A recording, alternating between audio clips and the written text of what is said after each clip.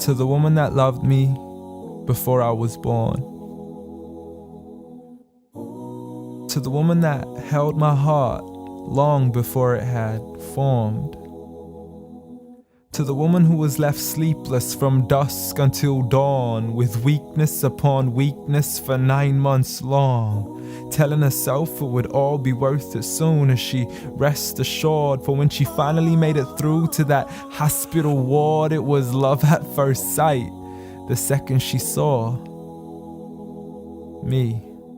I mean, she's a type that would give up her only slippers just to make sure that my toes were warm. See, she would always favor me despite the fact she always needed it more. She would wake up early every single morn to stand freezing in the cold, hanging up the clothes we had worn, standing at the stove for hours, cooking bowls of food we would swarm.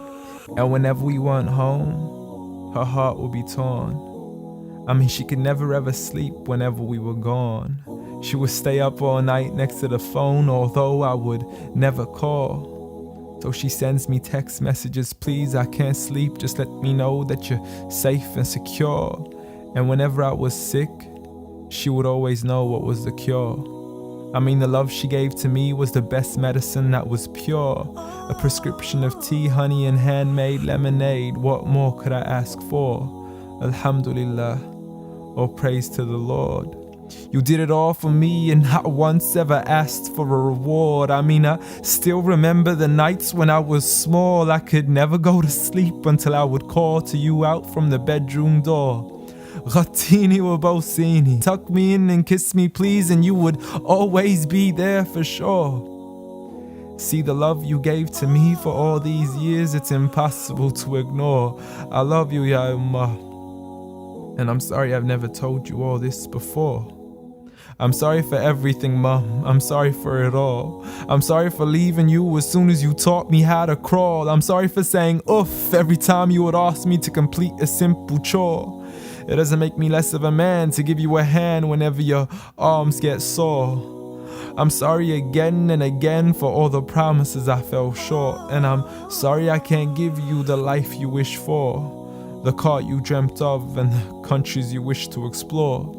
But most of all, I'm sorry for all the pain that I caused, for the nights you didn't sleep and for all those missed calls, for all the fights we had and for all the broken walls, the dirty room with the messy floors, and for the clothes that weren't packed back into their drawers, and for all the sacrifices you made that I never once ever recalled.